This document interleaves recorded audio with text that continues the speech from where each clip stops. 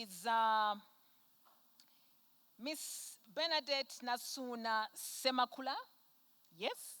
Bernadette is the area manager, Kampala West. Please, please, please, can we welcome Bernadette with a big hand clap. Bernadette, thank you so much for your time. That is National Social Security Fund. We have on the panel Mr. Stephen Mugabe. Stephen is the Manager, Data Protection Affairs at the Personal Data and Protection Office. Stephen, thank you so much for coming. Please welcome Stephen. And of course, last but not least, Mr. Twaha Kayondo. He's the Officer, Domestic Tax, and he's representing the Assistant Commissioner, Business Policy. Please welcome Twaha. And of course, we had Twaha's colleague, Dorothy. Is that the name? Dorothy from URA as well. And we have the desks behind there. They'll give us the support. So, Bernadette, we'll start with you. Are we in the room? It's NSSF, our money. URA, where our money goes. Data protection, where our information is. So those are all interesting stakeholders. Okay, Bernadette, you've had the issues right from when James was presenting his report, but also the questions that are coming up on from the floor. On the challenges, also with information, capacity, awareness around obligations. What are really NGO obligations in relation to NSSF? And also, how are you seeing the compliance levels? Are we stagnant? Are we improving? Too many whistleblowers now within the sector? But now what is the trend and how do you see that coming in terms of compliance? Bena, over to you. Thank you, Sheila. Good afternoon, everyone. I hope you are all awake. It's a challenge to speak after food, but hope we shall keep you alert today. So Sheila, just to give you some statistics, last year NGO compliance, NSSF was at 79%. Yeah, that's good, out of an overall 57%. Currently, we are at 66%, it means it has gone down. The reasons could be that we are having more NGOs registering, and probably they are not compliant yet. But on the overall, NGOs are doing better than many other sectors. So that's a good thing on your side. The challenges we encounter with compliance with the NGOs, we find that there's irregular funding from donors. Like you've been all saying, many of your donors probably pull out or take long to finance you, so you find challenges to contribute regularly your NSSF obligations. So that's a big challenge. The second one is staffing. We've noted that a number of NGOs have volunteers or casual workers they do not pay for. And this comes up as the fact many NGOs bring on board staff who are not budgeted for, probably when the NGOs were starting or the projects were starting. So you find at the end of the day, they cannot pay NSSF for them. So, of course, there's the bit of being unaware of whether we should be paying for volunteers or casual workers. So, as a matter of awareness, all employees, whether casual laborers or volunteers, for as long as you are paying out an allowance to someone, you should be paying NSSF for them on that money, unless you're paying out a benefit in kind. Benefit in kind, it means you're paying for their lunch and you're giving to them in kind, they are eating it. Or you're paying for their housing allowance. Or there's a bus that picks them from home and back. But for as long as you're issuing out cash, you're supposed to pay NSSF 15% of that total amount you pay in the month, you remit it to NSSF. So that means everyone you employ, for as long as you're paying them, you should register them with NSSF. get them an account, and we maintain an account for them as the staff. How can NSSF support you in that? NSSF is countrywide spread. We have done a lot of digitization and awareness online. We've done a lot of self-service, and I want to recognize the gentleman from Kalamba. The survey was talking about going digital, and NSSF has done that. So our appeal to you is come with us. We want to go digital. We don't want you to spend money moving up and down, okay? So we've done a lot of sensitization. However, we have a relationship manager attached to each and every employer. So if you are not aware, we have our desk there. They will tell you who your relationship manager is, and they will give you their contact. Okay, go away with it, and this person should be able to support you even online. Simply call, and we shall support you online. We have a lot of engagements. If you need us to come and sensitize your employees, we can come there. I want to acknowledge the lady who said we went to Moyo. We will come to your premises because we have a lot of services that we deliver. We have financially trusted programs that we give online and physical, and they are free of charge, which takes me to the issue again in the survey about facilitation. All our services are free of charge. So whoever asks for facilitation, please whistleblow. We have a whistleblower platform online. Whistleblow and tell us what's happening, who is asking you for this money, and then we shall follow the due process. We have other products like voluntary contributions. The new law brought in it opened up the sector. Every employer, for as long as you're employing someone, even if it's one person, you're supposed to contribute. But also give us an opportunity as the existing members. Whereas your employer can contribute 15%, you can also do a top-up. So many people have taken up that option of voluntary top-ups. You can contribute as much as you want. We start at as low as 5,000. And again, the team on the desk will support you on that. You can pay using mobile money, FlexiPay, that is both Airtel and MTN mobile money and FlexiPay. And you can pay online. So all our services, majority are electronic, unless you need to use the service and you want to come into the offices. But we also have a toll-free line, which you can call anytime, and we will serve you again online. Again, in the space of voluntary, we have a Smart Life product that is coming up, again with the new law. You can save anytime and for whatever period you want, because right now the products we had were connected to age benefits, 55, 50, but now, on top of the 45 midterm access in the new law, you can save voluntarily and claim your money anytime that you want on the voluntary side, not on the mandatory side. So those are new things coming up with the new law. So NSSF welcomes all suggestions, and we are open to whatever is coming out of the survey.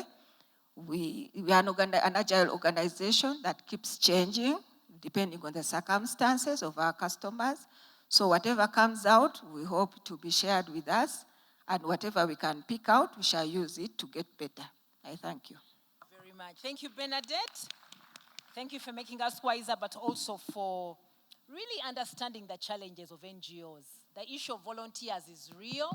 Mrs. Sekaja, you can relate to that, and many of us. The issue of volunteers is real, where you have funding for a year, you can remit, and then after that, you don't have the funding, and you have a pool of volunteers. And how do you deal with that? The issue of funding is real, very real, where you actually cannot remit. So when you spoke, you seem like you really understand the real challenges that we are going through as NGOs. Thank you so much, and I'm sure there will be questions there. And of course, James's report also raised questions around the accumulated debts and whatever, but which you can also speak to. I have also been informed, Bernadette and friends, that NSSF contributed amount of money to this summit, actually. Yes. So if you're asking, Philip, where your money is going, accountability, part of it is here. We've eaten food, we are taking water, the lights are shining on us. NSSF. Thank you so much, Bernadette, for that contribution. Really, this is exemplary. Okay, I'll then switch the gears now to Twaha. Twaha. I'm right here. You had? Yes. Those issues of tax exemption. For the money, you come quickly, but now we apply for tax exemption. We're not hearing, as if you're not coming, as if you don't want to give us. So, Twaha and Dorothy, thank you for coming. Twaha, please tell us, how are you seeing the trend in terms of remittance and compliance anyway? A very good afternoon, ladies and gentlemen. I welcome you back after your lunch. At URA, we are in the business of collecting national revenue. But as we collect national revenue, we are also supposed to facilitate business with our stakeholders. In order to facilitate you, in English, there is a saying that charity begins at home. At URA, we say that charity begins at registration. The moment you have been incorporated, because all the issues that we are going to dive into at the end, you'll find that even when the tax exemption perhaps delays somewhere, it will have a connotation from where I said charity begins at registration. The moment you have an NGO that has been duly registered at the NGO Bureau, the gateway at URA to receive any service is to register with us and acquire a tax identification number, which is a unique number that's given to all the taxpayers. When you get this tin, that's when we start to move. How do you get it? We have automated our systems. You can sit at the comfort of your bedroom on your smartphone and apply for a tin instantly for the individuals. And the non-individuals, because of the need to validate the authenticity of the details, we have not yet switched the automation because we need to validate to avoid forgeries. But we are promising that we are moving there. Because of e-government, we shall be able to coordinate and link with the other stakeholders to seamlessly verify your details and have you registered seamlessly and instantly whenever you need it. There are relevant documents that you need to have that have given you the mandate to become an NGO. We will want also to see them. We will also be required to register for the right taxes at inception. Because if it doesn't come out right at the beginning, in the end it is going to cause you issues with the taxman for compliance purposes. You are an NGO, yes. You're starting, yes. You'll be registered for income tax. Then you will say, for us we are not for profit. Why income tax? You are required to register for pay as you earn, as a designated withholding agent to help government to collect pay as you earn from the employees that you're going to have. If you are dealing with if you're dealing with many suppliers, there may be a requirement, or you may be designated to be a withholding tax agent. Meaning you will be withholding the different percentages, most likely 6% on supplies of any supplies you're receiving, which is above 1 million. And then on legal fees and professional fees, that one will be mandatory, whether you're designated, please mark my words, because this area is a gray area and it causes smaller challenges to NGOs when they come to apply for tax exemptions. Whether you're designated or not designated, when it comes to professional fees, the law requires that we withhold the 6% on the payments for these services. When we are designated by the minister, then we shall be required to withhold as per required percentages for the different supplies we are receiving. After when we have registered and we are compliant with those obligations, we are required to file monthly pay-as-you-earn returns for those that are having employees. We are required to file monthly withholding tax returns.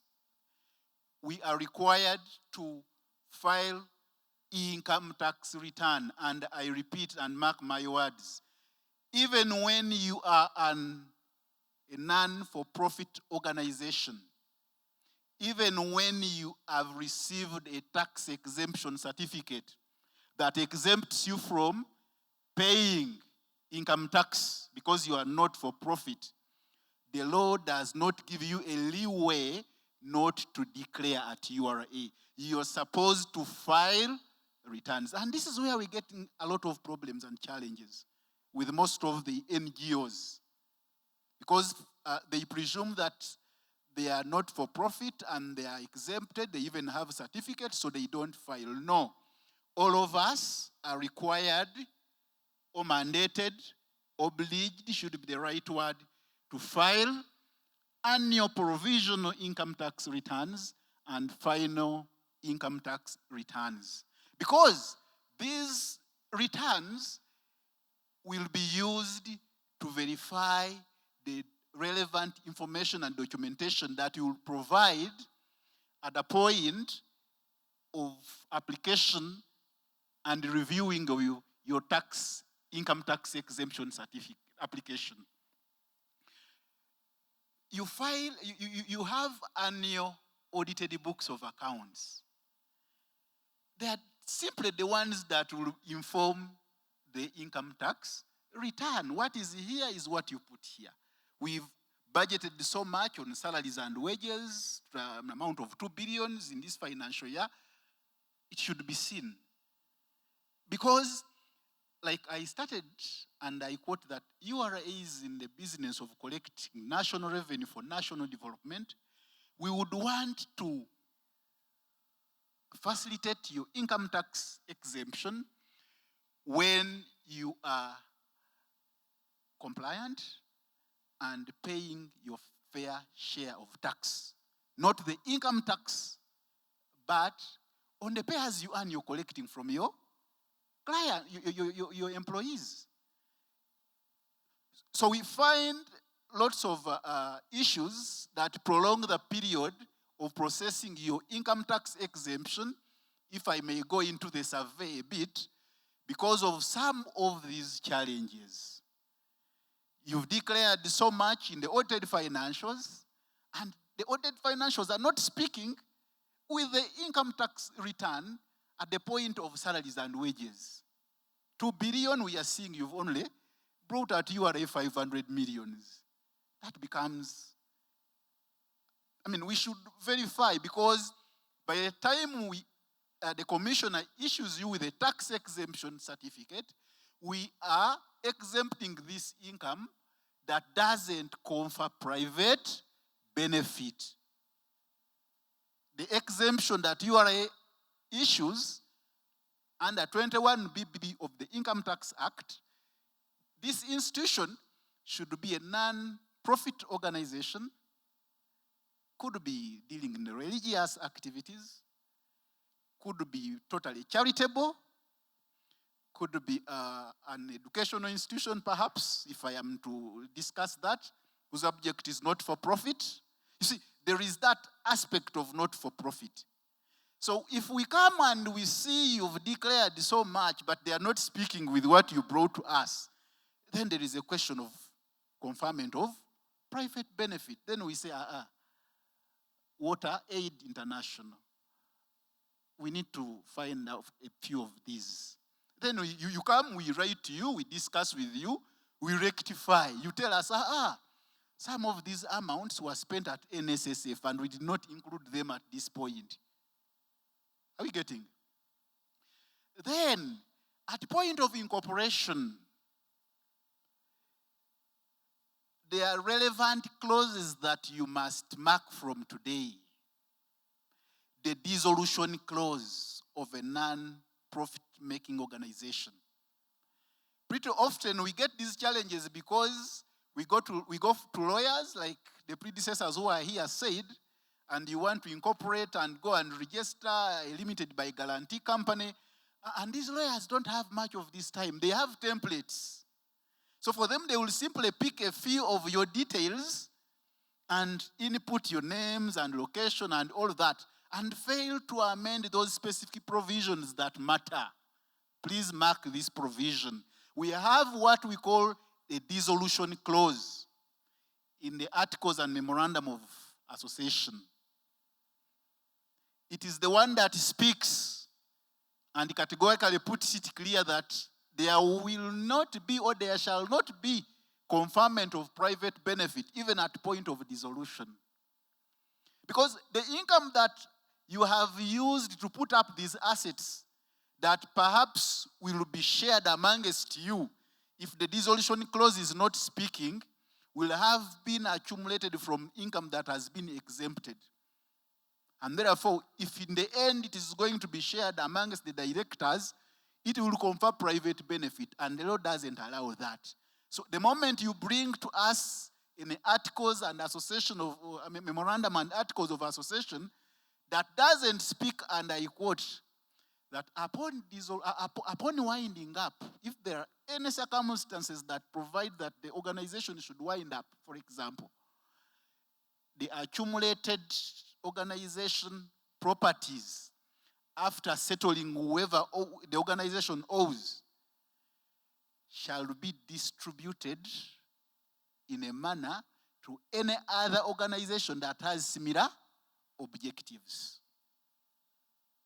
Okay? But the moment you have a dissolution that speaks of when the directors shall sit and determine how the properties are, the going concern after dissolution, it confers private benefit. Those are some of the reasons and the challenges we are finding when we are reviewing and processing your tax exemptions. I saw something come out that the reasons are not clothed well for the delayed and perhaps the rejections. From where I have started from, for us to give you this income tax certificate, I said charity begins from registration. Please review that the details that are on your profile are okay. Some of the institutions that have responded in the survey that they have delayed to receive a response, also, their challenges we find that even the emails that are on their profile are dummy. They don't work. You send an email and it bounces back. But it's the mode of communication. You go to the phone number that is there. It is for a person who was with the institution 4 years ago and he left. If you have chance, that person will help you and tell you, I left, I am with the local government, but contact so and so. But they are under most circumstances. The phones are off and you remain there until when this institution comes after, say, 6 months, and they are following up.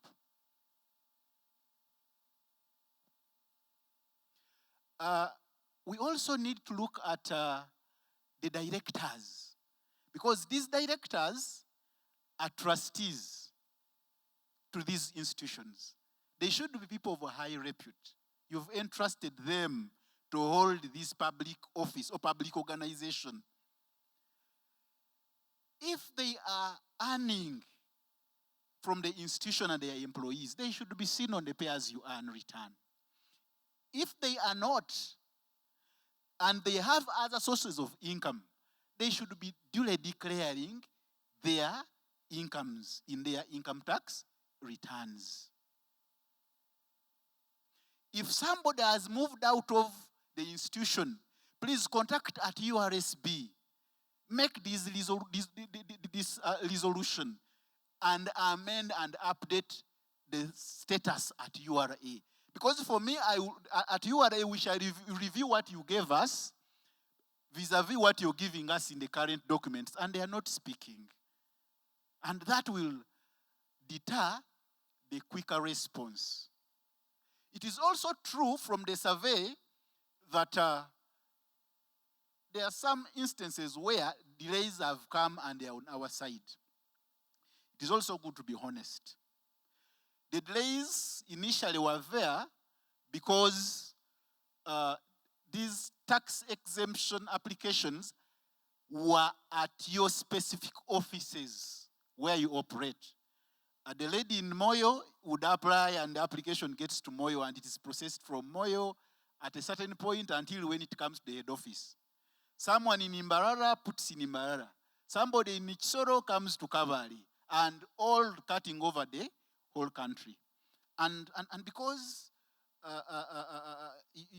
URA was, the officers were putting more emphasis on the point of collection, they were not giving much emphasis on the exemption. However, the good news is that effective November 2023, management saw it important due to the challenges that were raised from the previous engagements that the exemptions be centralized at the headquarters with one team. Wherever you apply from, they come to one team, and trust me, some of you who have engaged with us, you're receiving your exemptions even in 2 weeks, as long as the things are in order.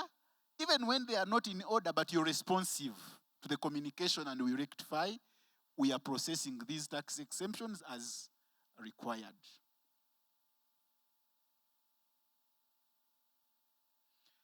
At URA, we require a 360-degree compliance. 360-degree compliance requires you to be filing your returns and paying timely to avoid accumulation of interest and penalties. When these interest and penalties come along, at the point of application, there is one way or the other, they hamper and affect the quicker processing. Because even when we have processed and the committee of exemption says go, the person who, the commissioner may query and say, but Twaha and the committee, the chair, Dorothy, you're saying we are exempting this one, but this person owes URA so much. Let them first make a commitment. And that process may take another 1 month. You get?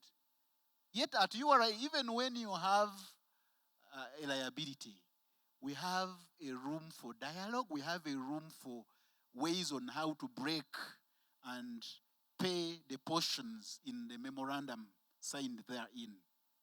So it is not cast on stone that if you have a liability, you will pay the dot and you will get your exemption.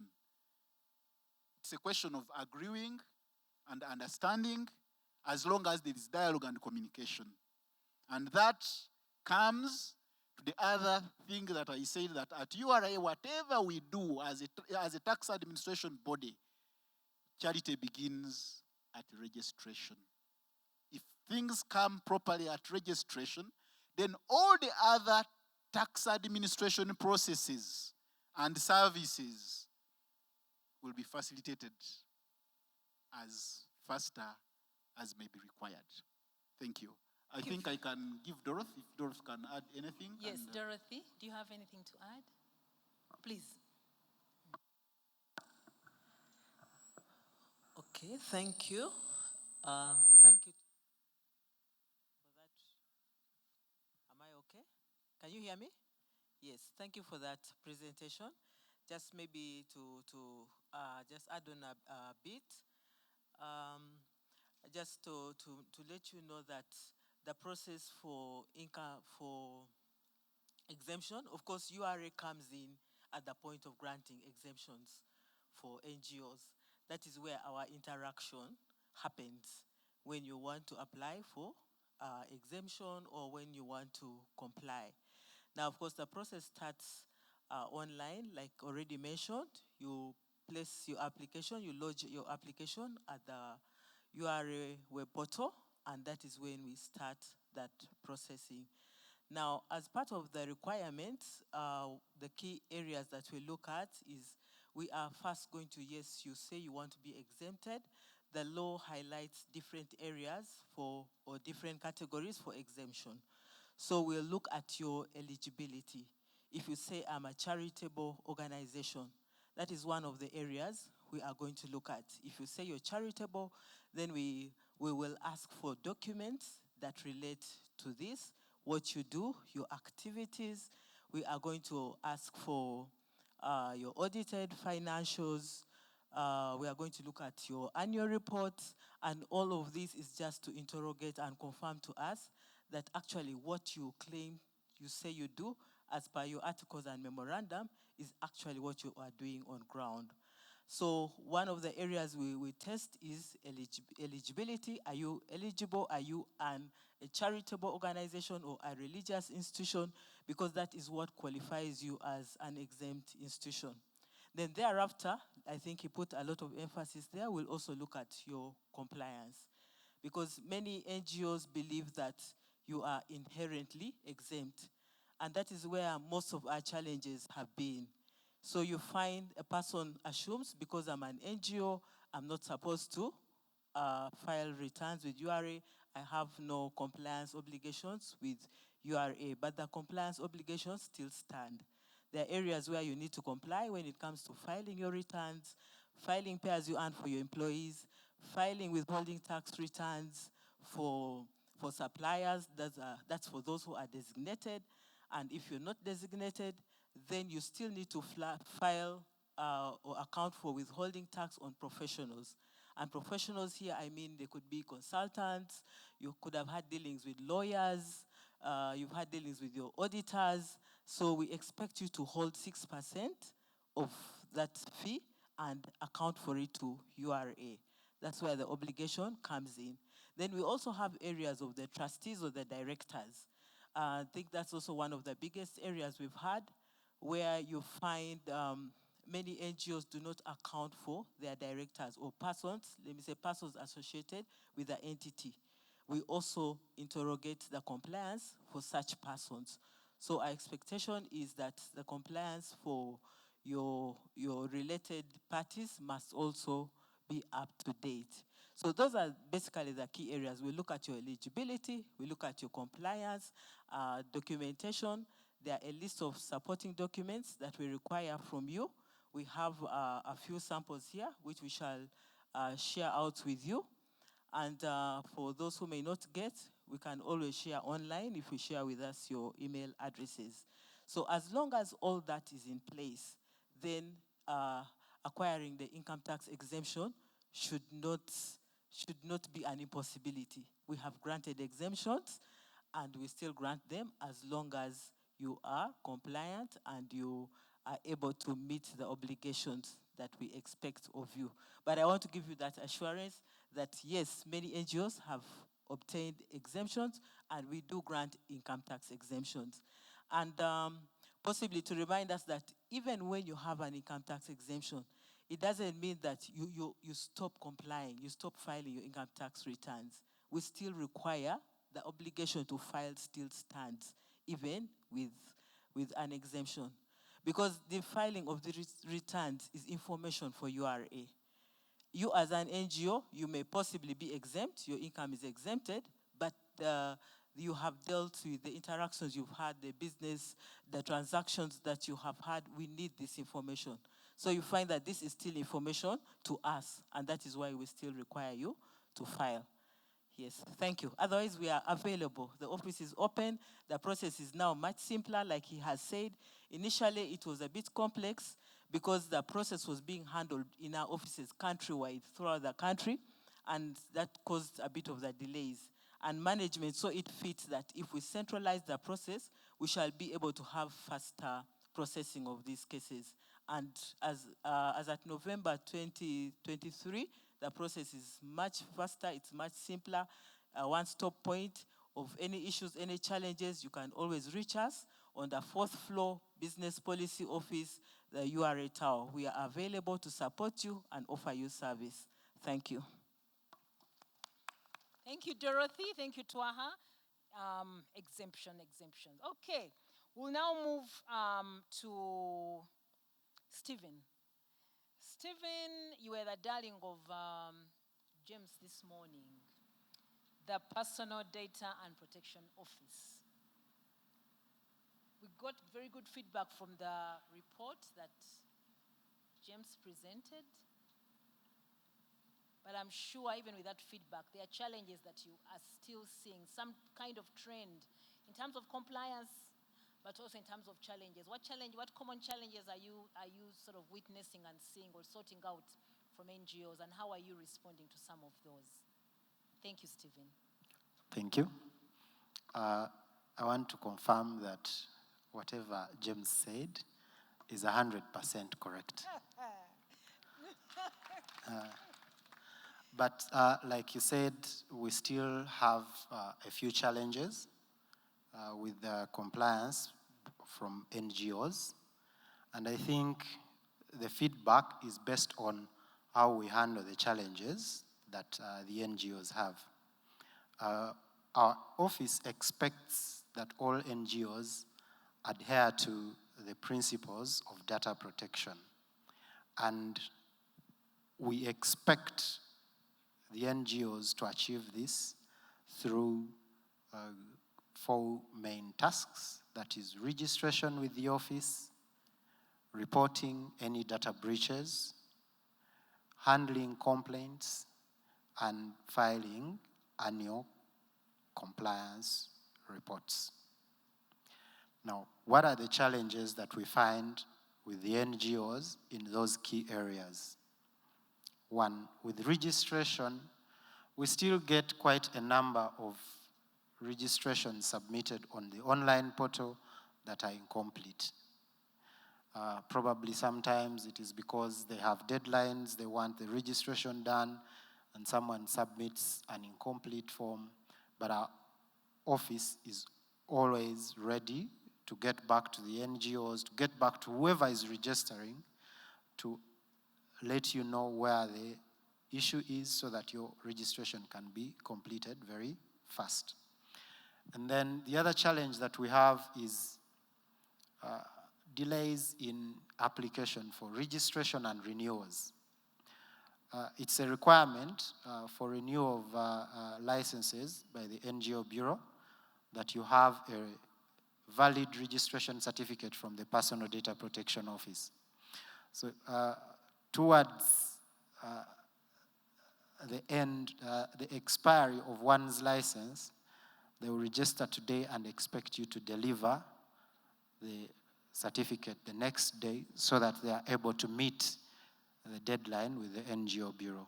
It becomes a bit challenging when we receive quite a number of applications at one time, and added to the fact that some of these are sometimes incomplete, it becomes a bit of a task.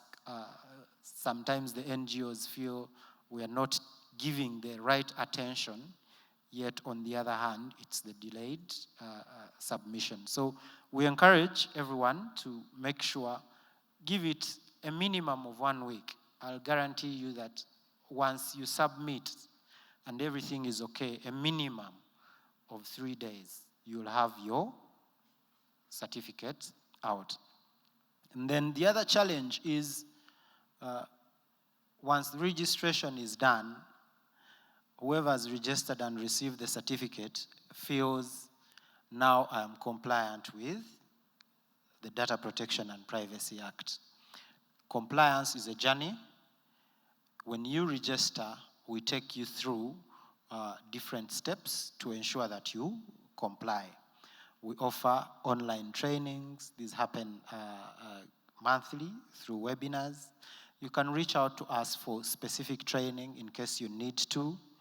We share compliance assessment toolkits to guide you so that you're able to check yourself and see where you have any gaps that will allow you to be able to comply. And then one of the biggest, which is top of our agenda as an office, is awareness.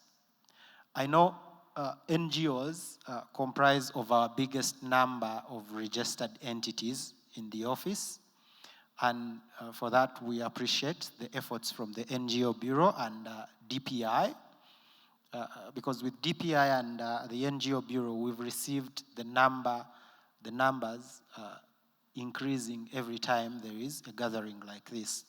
But we still need to continue the awareness. Even while here, I received a question of someone saying, now, Data Protection Office, where do you keep our data?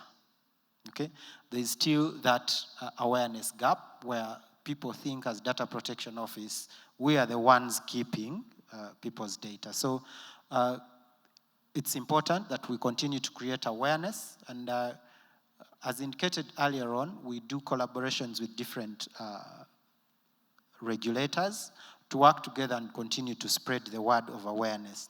It's top of our agenda. We'll be reaching out through different fora to create awareness. Last on the biggest challenges is the annual compliance reporting. It's a challenge. We receive very few compared to the expected reports. It's a legal requirement that all registered entities with the office do submit annual compliance reports. Now, what is it about the annual compliance reports? It's basically telling the office how your data protection compliance has been through the year. You tell us what has gone on in your compliance journey with the Data Protection and Privacy Act. If you registered with the office indicating that Stephen Mugabe is your data protection officer, through the 12 months, have you had any changes? If you didn't have a particular policy, have you made any efforts to put that policy in place? Have you had any breaches that have exposed any personal data to unauthorized individuals? You indicate that through the report. We review and we are able to guide you and provide you with action points to improve your compliance. So we expect that all registered entities submit the annual compliance reports, and we are making an effort to have that also fully automated so that it makes it much quicker. Every time you report a breach to the office, it is captured and you'll find it in your template of the annual compliance report. So we urge and ask everyone who is leading out any registered entities to ensure that those reports come out. If you have any breaches, report them to the office so that we can provide you the right guidance. Thank you. Thank you. Thank you very much, Stephen. Please appreciate Stephen. I know we are getting tired now. Thank you so much, Stephen. Thank you so much, Twaha. Thank you so much, Bernadette. And of course, thank you so much, Dorothy. We are going through the plenary. We have a very, very vibrant and active online audience. They're asking some questions, so I'll start with them and then come here and then go this side. Income tax is based on end of year balance. Is that right? That's a question. Anonymous. Mwanje says non-profit versus non-government versus social enterprise with regards to tax. How does that translate? Non-profit, non-government versus social enterprise. Are they one and the same thing? Diana, are there instances where an organization is winding down and the donors want their funds back? For instance, sell assets and send back proceeds. That is if there is no organization that speaks the same language as the one winding up. I don't know, Twaha, if you get that one. Opening bank account organizations are asked for TINs. And yet when registering with URA, organizations are asked for bank account details. Can this anomaly be sorted out for NGOs? That's Barbara. Regina, if we got the TIN as a company limited by guarantee before registering with the NGO Bureau, can we deregister the company TIN and apply for the NGO TIN? Twaha Dorothy, is that one clear? If yes, what are the requirements? Then Mbale Women of Courage Initiative, thank you very much, our dear facilitators. Can NSSF allow us have voluntary accounts, which you talked about, which permit us to deposit any minimum of 5,000? I'm asking this because upon failure to have funds, at least our accounts at NSSF are not dormant, voluntary. We request the type of taxes we should subscribe to avoid penalties. That list of taxes for NGOs. This one for KCCA, I don't know if KCCA, if they're still around. KCCA, can they allow us to have lower fees for our premises? Not necessarily not to pay little, but sometimes NGOs reach areas of no money but need. Lastly, Diana says, are there instances where an organization is winding down? And I think I read that one, yeah. So those are online. Please, online, you're not left alone. Your comments have been passed on. So let's start from this side and then move on to this side. One question, that was our rule, but also very brief.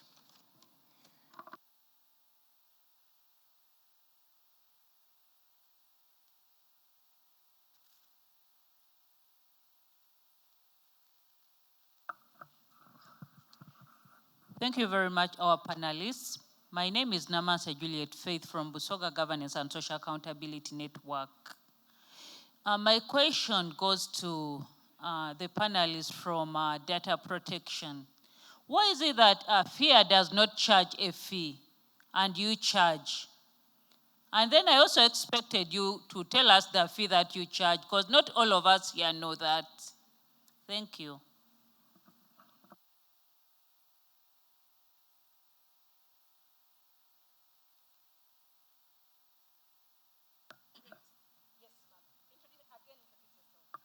Good afternoon to you all. Thank you so much, our panelists. Once again, I'm Nabuf Aida from United Religions Initiative, Great Lakes, based in Intinda. My inquiry goes to Dorothy.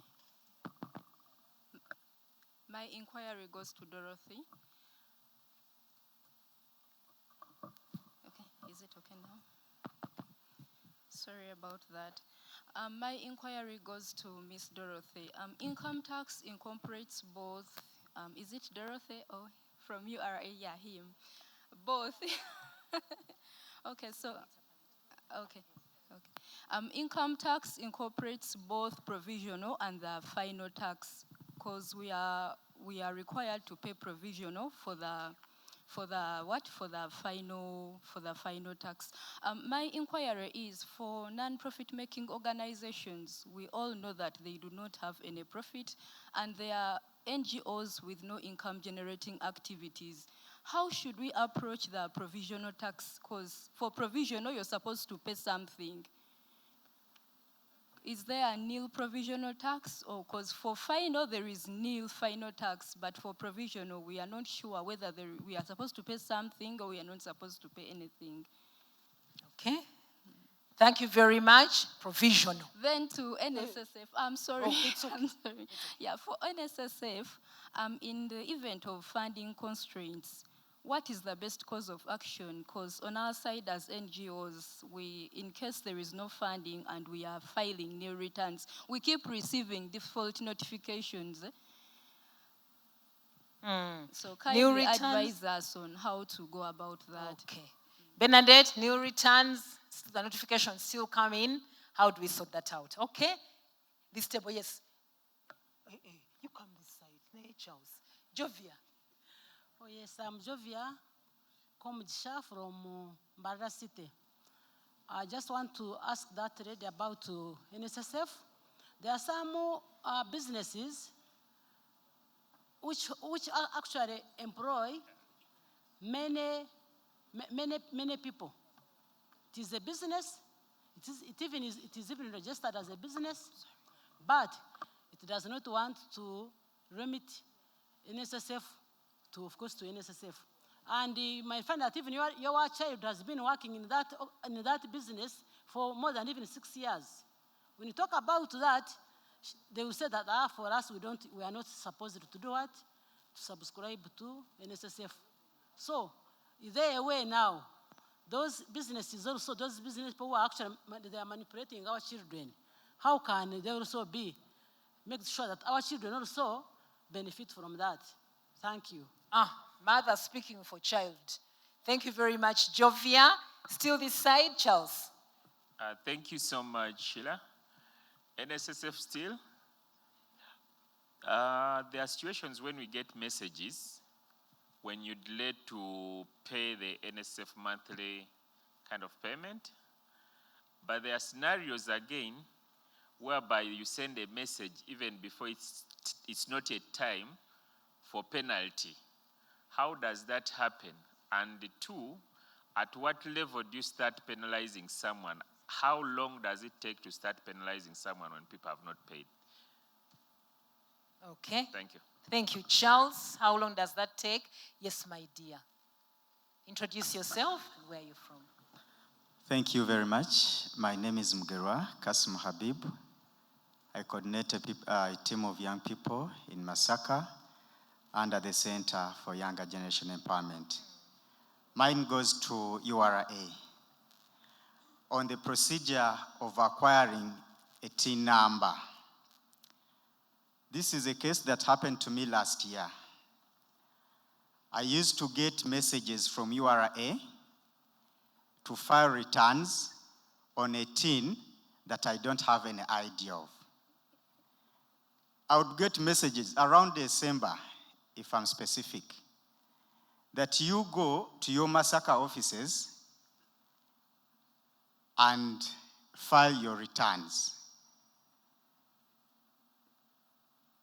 I think you will clarify on that because I don't have that TIN number. I even have it here because they would quote it. Okay. Yes, the other one goes to NSSF on the voluntary savings. As it is voluntary for me to open up an account with the NSSF, how voluntary is it to acquire the funds? Thank you. Okay. Thank you, Mugera. The booth is behind there also. You can take that TIN number. Mugera, you can take that TIN number there and they can also check for you in the meantime. Okay, Philip, and then I'll come back up there. Yeah, thank you very much. I'm speaking to the guy of the data protection. Stephen. Stephen, I need your attention before I make a submission. You know, at times, what confuses me is how does government communicate? At what level do you guys communicate? What lessons do you learn from your other sister agencies? The reason is that your entity is very infamous, as in the understanding of what you do, your mandate in Uganda. Two, at inception, you start on a foot of making payments. Financial intelligence is now becoming more popular and it's becoming quite easy for non-state actors to comply because on inception, they took time to domesticate the conversation and train. And because it's an e-approach, they made it simple, no charges. Yours equally is an e-approach. And you started on a foot of making payments. When actually you're not visible, I'm wondering, did you benchmark on the performance elsewhere before you came in the country as a government entity, and you thought by prioritizing the payment, it would really make you or your work easy? Then the very last one, data everywhere we go. Ugandans, we are having data fatigue because everywhere we go, they ask for personal data. Who is managing this data? How would you relate with NIRA? How would you relate with the ministry, NITA, you? We are having that fatigue of data as institutions. So at what level do you harmonize? Okay. I thank you. Thank you, Philip. The issue of harmonization of data, that's really important. Thank you very much. Yes, ma'am, you haven't spoken. Good afternoon, everyone. Hello. By name of Consumer Rebecca from Resource Rights Africa. My question is about the VAT. As NGOs, we are VAT exempted, but our suppliers, when they're issuing us the quotations, even the invoice, they include on that VAT. How is it? Some, not all of them, by the way, because we deal with the hotels, we deal with the radio stations, we have car hire, we have garages for car services. So some issue their invoice and quotation with VAT. So how best can we treat that? Thank you. Thank you, Rebecca. VAT. Thank you. Anyone this side? Yes. Your names, don't forget. Yeah, thank you. I'm James again, James Malinga, Mountains of Hope. URA. We ran short of funds, I think a year ago, and reported to Natete branch. But we keep receiving the messages, non-compliance messages, threatening actually, every week almost.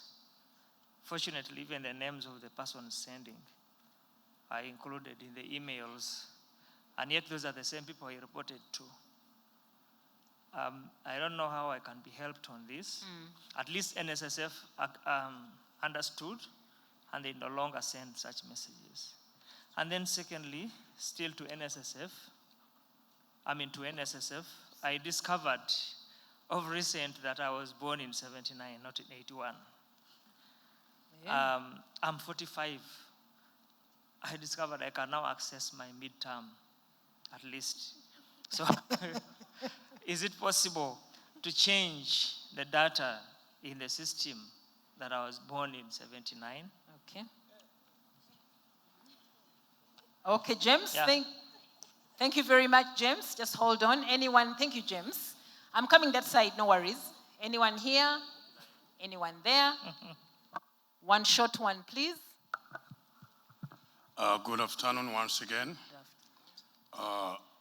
My name is Binezero Hirgwa Gilbert. I come from Let's Help International Organization operating in Chejegwa district. My question goes to Steve Mugabe from PDPO. While we collect data from our beneficiaries, sometimes they don't want us to share their data information. So having your certificate means I have to share with you the data I keep, or it guarantees me that I have the right to collect data from my beneficiaries. Because otherwise it will be insane if I share with you the data of our beneficiaries whom we signed that we will never share their data. Thank you. Thank you very much. Thank you. We are moving to the next side. Yes. Flavia, you haven't said a thing. Okay, you will. Just hold on. Thank you. Thank you, Shida, and all the panelists. My name is Flavia Zarango, and I work with Human Rights Science and Promotion Forum. I have a question for URA. Is there any benefit of being a tax agent? Because I heard you saying, I don't think we have an option of refusing. We are already your tax agent, but I want to know how we benefit from this. And then, is there a plan in future for us to have one form that is consulted, so that when I'm filing returns, I'm using the same thing to file everything? Because we had 4 entities in the morning and 3 and others, so you end up filing like 100 times a year. So is there, as we move on digitalizing things, could we find a way of having one form where we go to that website, fill, and that form satisfies URA, satisfies the data protection, and everyone at once, because we are really fatigued. Thank you. Thank you, Flavia. Twaha, do you pay us for being tax agents? What are the benefits? She's asking. Can we claim the money for being your tax agents? Your neighbor. Okay, thank you very much. Once again, my name is Muya James Jemo. I work for ASEMP, Africa Center for Energy and Mineral Policy. I have a question to DPO. Are these trainings or awareness raising sessions by DPO ongoing? You were talking of at least doing some awareness raising sessions. And then if the trainings are done, are they free of charge? Okay. And then a suggestion, to my know, DPO is not such that popular in the country, or in my region, in Karamoja. So is there any plan that DPO is having to popularize? Okay. If not, I suggest you do one. Thank you. Thank you. James, concise and to the point. Here and then there. I'm coming like this. Thank you so much for the opportunity, Madam Sheila. I think mine. Your name? Frank Lopek Moski from Moroto, once more. For NSSF and URA, we accept all the water penalties that they are always threatened on us. But I hope in the future, just like someone said, they tell you reminder one, reminder two, along the way, even though you have complied, just because of that SMS coming into your phone, I hope you can also cause in the future our mental health. We get stressed sometimes about these kind of things. Okay. And then the question for PD. No, I'm not stopping. You don't worry. Okay. I'm saying that they're not hearing properly. Hey. So let's do a little bit and then you speak a little bit slowly. Okay. I was acknowledging the fact that we have the compliance obligations to NSSF, URA, when all the necessary obligations that we're supposed to pay.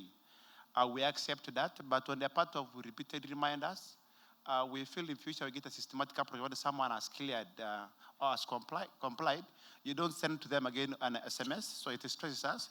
Then, did you hear that one? That you stop, we paid, you stop reminding, we already paid. Then for PDPO, I just don't understand, like some of us who handle small data, we are not like MTN that gathers everything, including your biometric details. Why should you bother small organizations that they just deal with the small beneficiaries when we more about data protection? So we only have data for our staff, for our board members, for our trustees. So is it really necessary for us, for everyone to comply with you? And then on the issue of the money, the payment, I think people have already talked about it. I hope one day you come slow with us, but we are ready to comply with you. Thank you so much. Hey, Stephen, you have heard. Come slow on us. So that data, for board members, for trustees, that is little data. It's only internal data actually. I don't know why we don't check actually with any other person, unless necessary. Maybe they want to confirm that you have really a working board. Who are they? You have this number of staff. Who are they? We only share with the relevant parties. So any other thing beyond that, I don't understand. Don't understand. Stephen is there. He'll help us understand. Okay. Introduce yourself. Okay. One brief one. Yeah, my name is Ronald Ofoirwoth. Ronald. I come from Nebi District NGO Forum. Nebi District NGO Forum, which is a civil society organization working in the Greater Nebi, the 3 districts of Nebi, Zombo, and Pakwach. The organization I represent has many members, particularly these are indigenous organizations, CBOs, FBOs, and local NGOs mostly.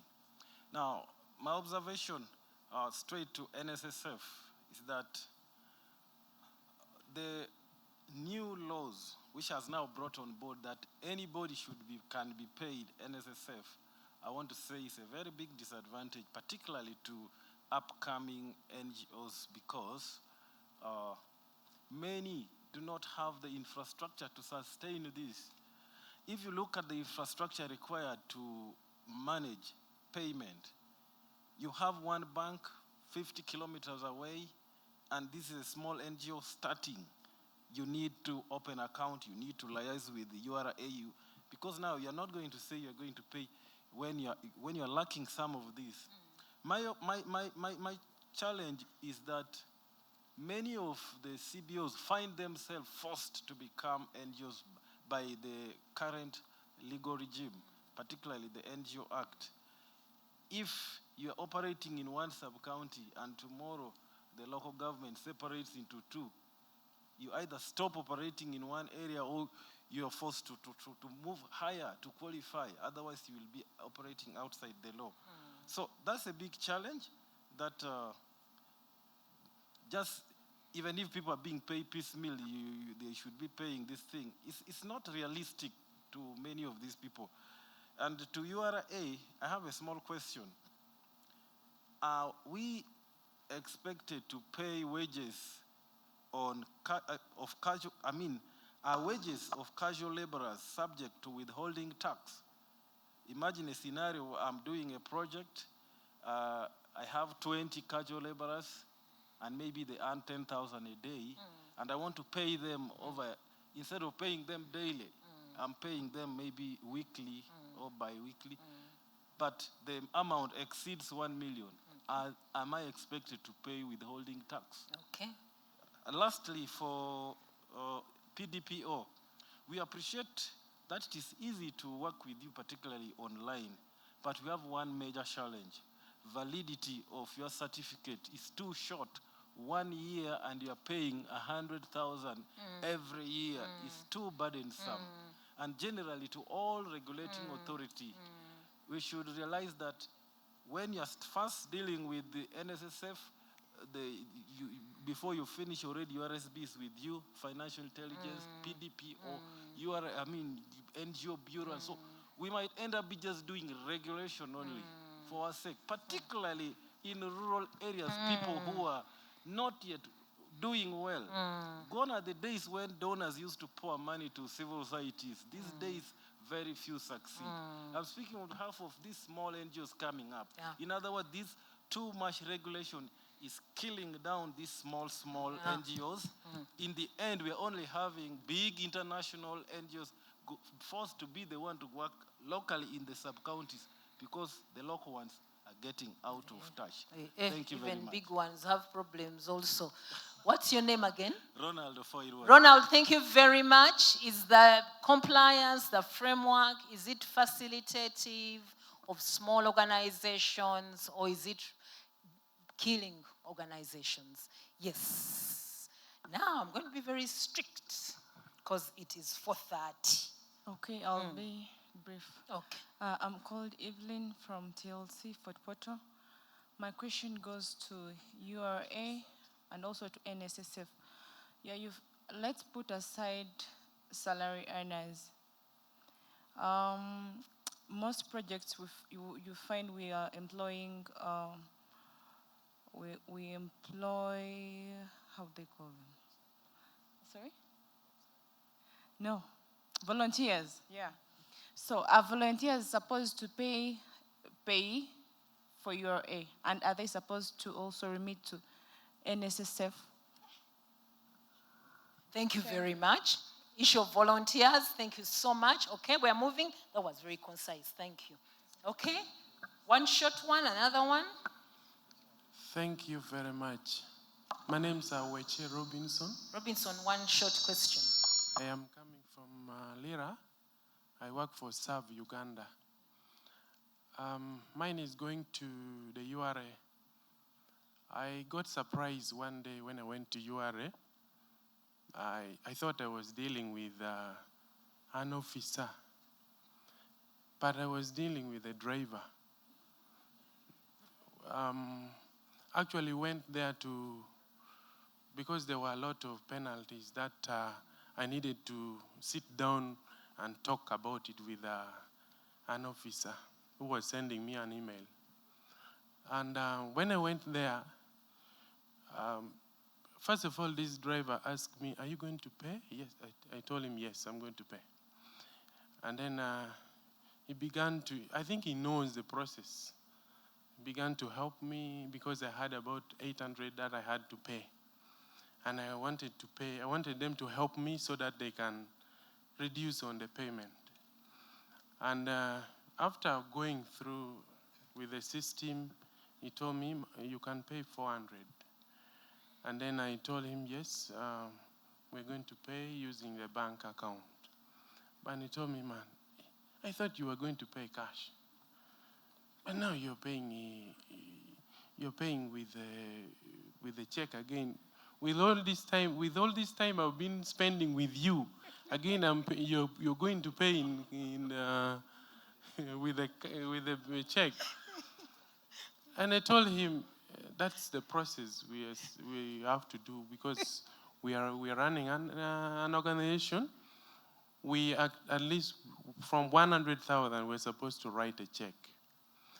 And then I think the best URA can do, I think they have to identify people who are potential to work with, because I think some of these people who collect revenue are even more vulnerable than the people they're getting money from, because you find they're getting money every day and they are not always satisfied with the little they get from people.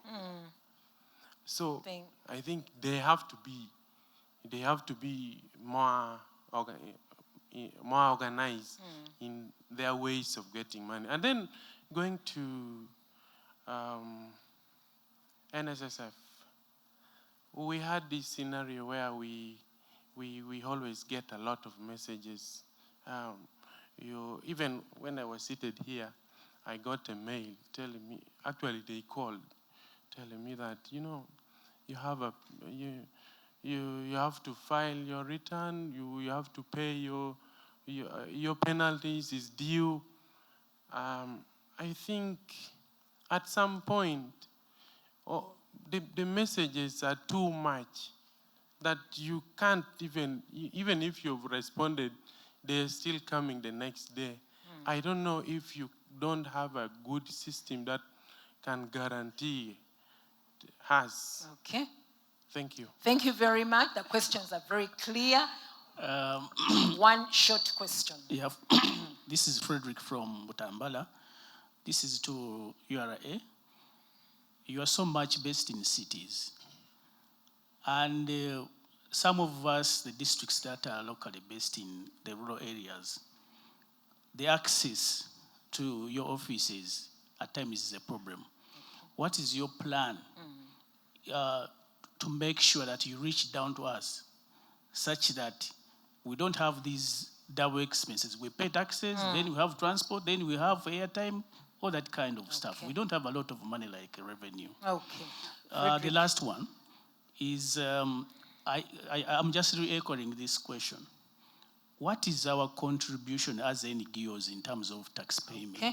Because we pay taxes, but we want to know exactly how much we contribute to the national budget besides the services we give to the community. Very good question, receiving applause. Thank you, Frederick, on the issue of decentralization, access, but also contribution. Okay, I'll move to the front now. Looks like here is no one. Okay, one short question, please.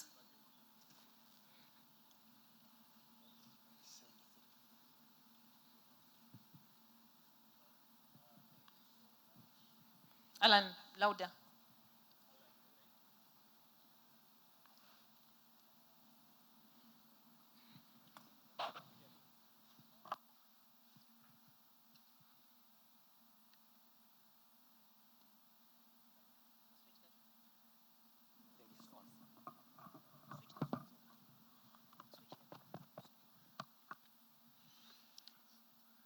Okay, it's a direct question to URA. This is Alan. Why is URA offices are not always accessible to persons with disabilities?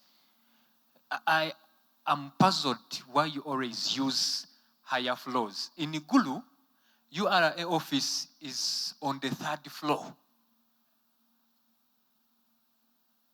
And there, a lady there said at the head offices on the 4th floor. I don't know why URA is not accessible. How do you expect someone with a wheelchair climbing stairs to the 3rd floor? It shows that you're surely not considering the issue of personal disabilities. I don't know, do you want people with wheelchairs to roll back and fall on steps? The second question, why URA loves using tax agents? From my experience, when you go to URA, I had my complaints because they locked my TIN number. And from nowhere. And they are giving me a lot of reasons which I'm not aware about. So they locked my TIN, and they are saying that I should forward I go to the tax agent, and the tax agent is not a staff of URA. Why are you using the tax agents? And they cannot actually handle my issue. So now I'm spending my money on the tax agent, and they are like milking money from me. So I think it's better to solve this issue in offices with the right personnel. Finally, as I conclude, another personal story is that URA is repeatedly sending me messages like other colleagues have been talking about. And they are telling me that I have houses, I'm a landlord. I don't have any house anywhere. And you're asking me to pay monthly charges. Which charges are you talking about? Yet I don't have a house. I'm not a landlord. Every day you're hiking the prices from 1 million, now they are 7 millions. And that's why you have locked my TIN number. I don't know anything. I'm green about that being a landlord. I think there is somehow frauding things, conning people around there in URA that we need to, I think you need to clean the house. Thank you so much. But we claim the landlord bit. May you own the houses. Yes, but raising really important points. The issue of that confusion, but also the 3rd floor issue. That's a big issue. Okay, I'm going this side now. We are really badly on time. It's coming to 4:40. So, one question brief. Thank you. Ateta Abdul Wahab is my name, and I'm the Executive Director, Hope for Peaceful Families Foundation Uganda, from Barara City. Mine goes to Twaha. For how long does the organization be able to apply for tax exemption? Maybe can an organization qualify after 1 year of operation, 3 years, for how long? Okay. Then another one goes to Mr. Stephen. It's on annual registration. In your statement, you have stated it clearly that it is subscription, and you have connected it with the permit renewal. For example, my permit renewal is for 5 years. Are you meaning that I should come back to Data Protection Office after 5 years when I'm going to renew? So when I compare it with the previous information about Personal Data Protection Office, is that every year I have to register. It is the only government agency that register every year. At least we can bring the two words, registration and renewal, but of which your fee is always constant, 100,000. Can we have the renewal at least reduced from the registration? Thank you, sir. Thank you very much. That's a very good point. Okay, we'll move now to the next table. Yes, let's be brief.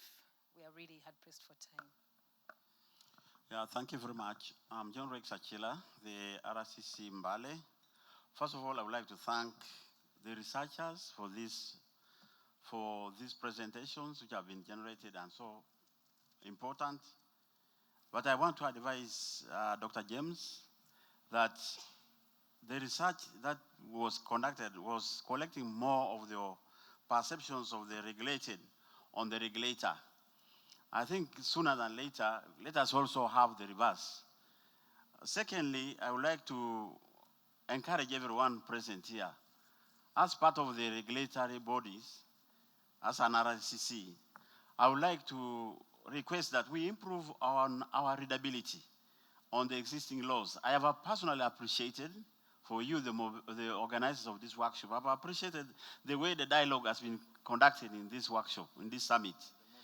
It has brought us closer to each other. For us, we have been listening to hear the cries of the NGOs. But we have now absorbed to say, we are ready to listen to them.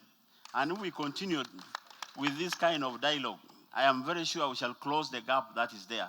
But my appeal is that, can we have more of these workshops now conducted at regional level so that we catch a bigger population and a bigger participation?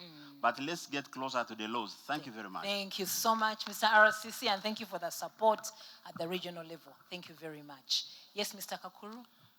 Thank you very much. My question goes Your name and where My you're name is Kakuru Roberti. I come from Kabale, Chijezi, and I head an organization called Kick Corruption out of Uganda. We are neighbors to URA offices, Kabale and friends. So my question goes, the first one goes to Twa. Twa is, I wanted to, first of all, learn from you. The experience the citizens are complaining about is the management relationship you have with tax agents, and why do they particularly rent around your offices?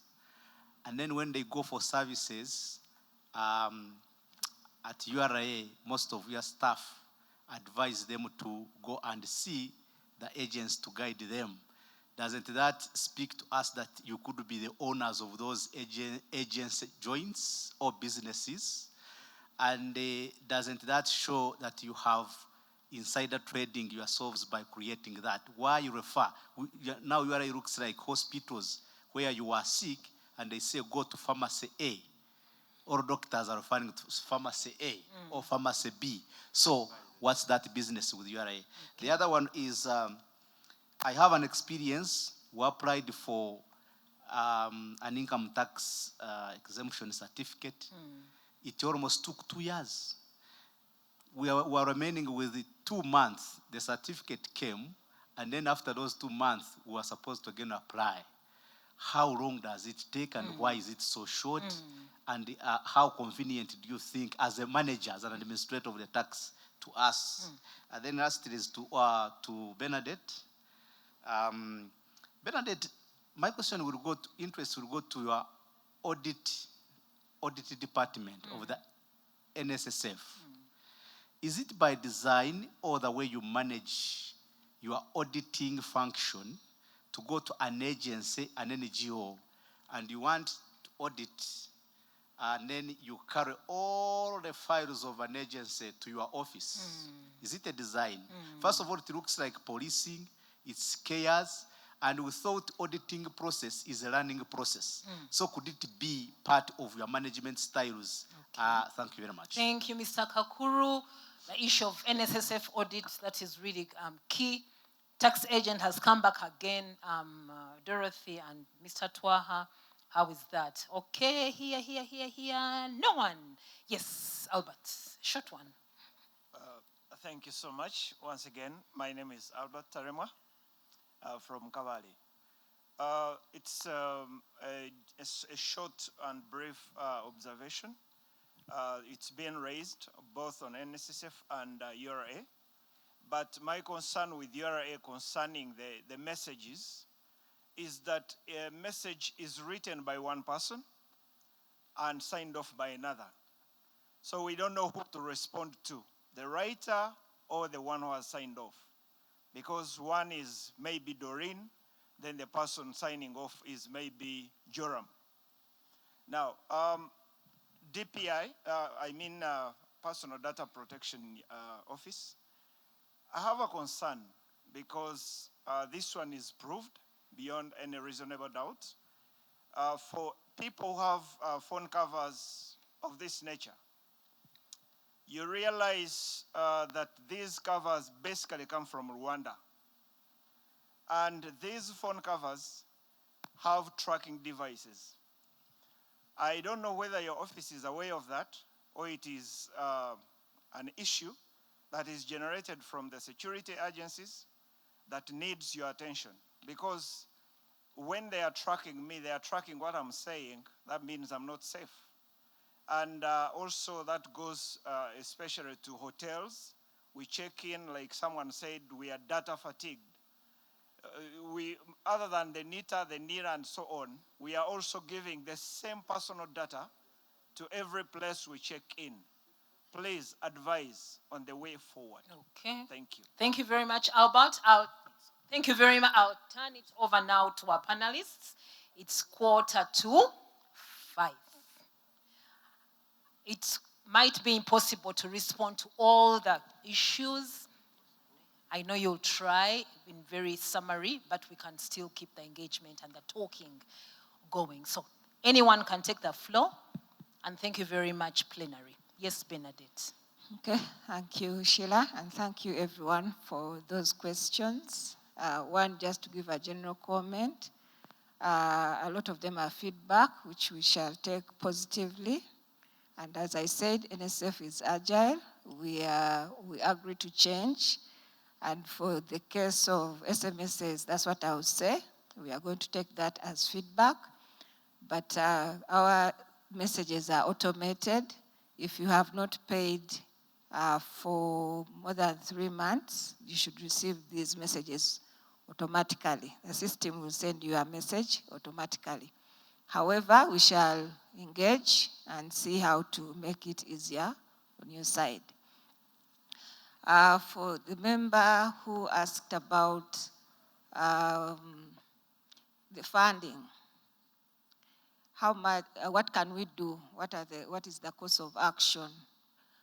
So we require that you formally write, because we need to keep that on record, and it's good for the future in case you have an audit going on.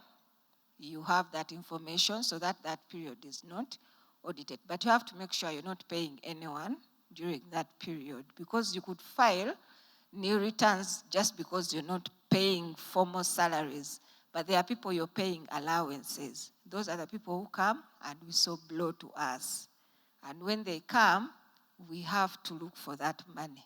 So write formally and engage with the branch or the relationship manager you're attached to. You should be able to take that into account anytime we come to your premises. Voluntary, yes, you can open up a voluntary account. I talked about it, and the minimum is 5,000, and you can save anytime. I mentioned that we are going to start to allow you to withdraw anytime you want on the voluntary account. So take note, we are simply waiting for regulations from the Ministry of Gender. When they are approved, you can save as much as you want towards a particular goal, which you choose yourself. It's fully automated on your phone. You choose a goal, you choose how long you want to save, and you save as regularly as you want. It is voluntary. And when you want to withdraw, you can withdraw anytime you want on that voluntary account. So the mandatory account is still governed under the existing benefits.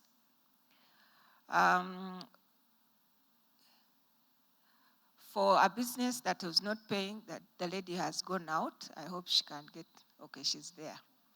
Yeah, so she mentioned that there's a business that was not paying for like 6 years for her daughter. We request that you encourage that daughter to whistleblow on our platform. Go to the website and whistleblow, and then we shall go in and talk to the management of that organization and see what we can come out with. It is anonymous. They don't have to reveal their names, but to request for some documentation so that we have some proof when we go in. How long does penalty start? Penalty starts the month you fail to pay. NSSF is due on the 15th day of the following month. So if you don't pay, then penalty will start being charged. It's 10% of the amount that is due.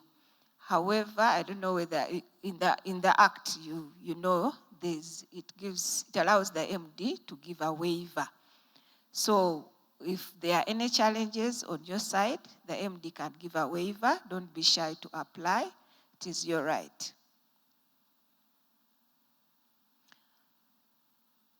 Okay. The change of date of birth. Now I would ask, what did you declare with NIRA? Because NIRA, as you all know, is the primary organization for deaths and births and biodata. So we will have to go back to NIRA. However, I'm sure when you're changing that, you would need a deed poll, affidavit, all that. So you do it in NIRA. When you're done, then you can come to us with those same documents. Okay? For the lady who said, can we have one form for all organizations? For NSSF, you can't, because this money doesn't go to the consolidated fund, it's members' money. So we need a schedule. So that differentiates us from the rest of the organizations. We need a schedule which shows whose money it is that you're submitting and which accounts we are going to credit.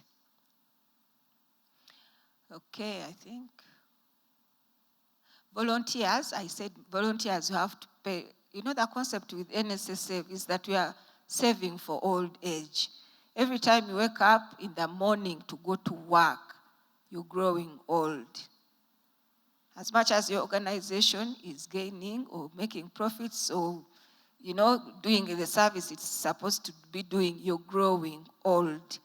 So that volunteer girl or boy, they are growing old. Please save for them. So it's not exempted. They are not exempted from NSSF. I talked about the message, audit files. Is the gentleman around? Yes. Okay. So the audit files, like I said, NSSF, we do a lot of online work. So when we come to your organization and you don't have online files, then you have, otherwise we'll tell you scan and send online. As we are ready to receive any online document, as long as it is officially from your organization. But because many people don't have soft copies, then they choose to give us the files.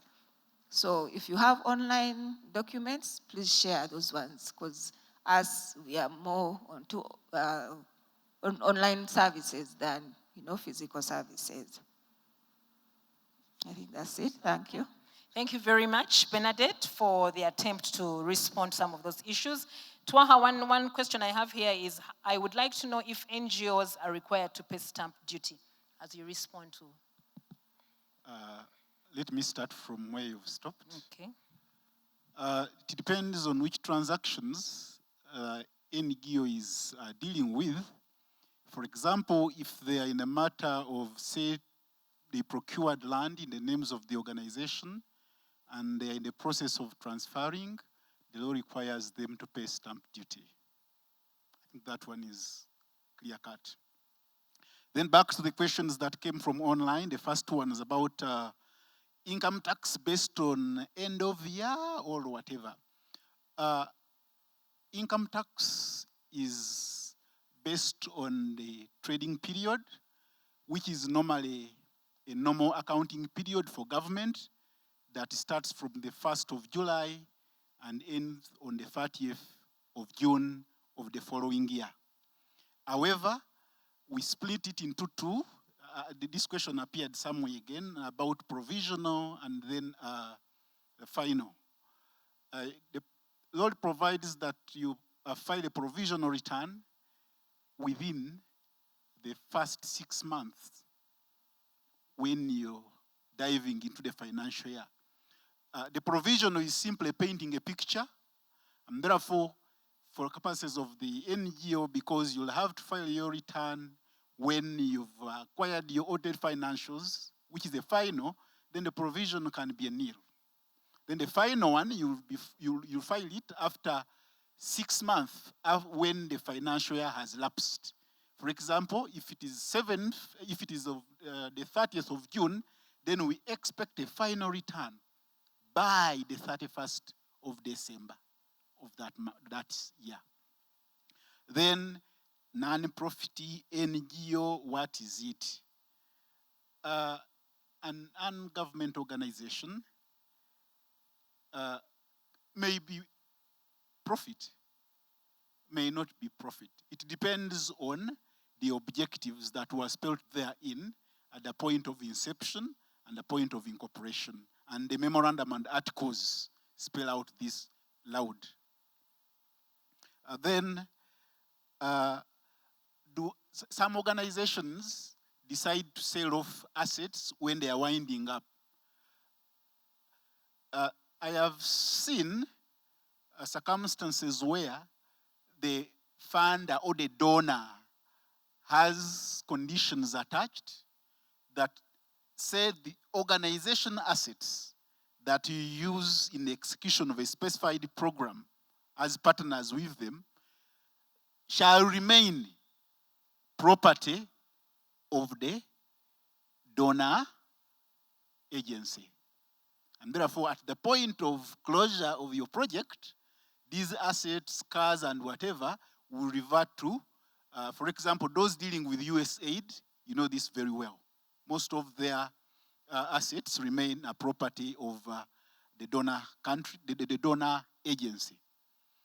But where you're winding up and the assets are yours, you're not supposed to sell, because when you sell, unless you're saying you're selling and you're giving all these assets to an institution that has similar objectives. But when you sell and there is sharing that confers profit, confers private benefit, then it is deemed against the manner in which the law was framed to allow you get the exemption. We want a tin at URA, and then we want a tin at bank when you're opening. Which one should come first? I think there is a problem there, because the bank will want a tin, and at URA we will say come with a bank statement. This has been rectified. When you get to URA, we shall give you a tin, and then we shall require you to update your profile. Remember, he told you that charity begins at registration. Because now we require a bank account that you didn't have, the onus is and the obligation is on your side to amend the moment you've attained a bank account and provide the details on the side of URA, such that we have future smooth processing of the other tax administration processes to avoid delays. Then, which taxes do NGOs supposed to pay or are required to register? Like we said, even when you're exempted, you're supposed, or it's mandatory that you have a tax head called the income tax on your tax profile. You only qualify to be exempted when you've satisfied the requirements therein, and the tax exemption certificate has been issued for the time period, which is normally 2 years, and you reapply. Then we have pay as you earn, where you collect on behalf of government from the employees that you employ. You're simply a collecting agent, which money belongs to the employees.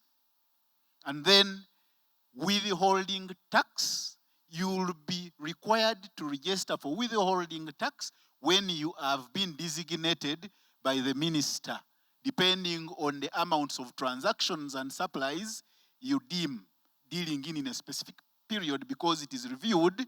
Then the minister gazettes a list and appoints you a designated withholding agent, and therefore systematically implying that you are required to register for withholding tax, as a tax said, to ensure that you file and declare the 6%, the 15% from foreign services.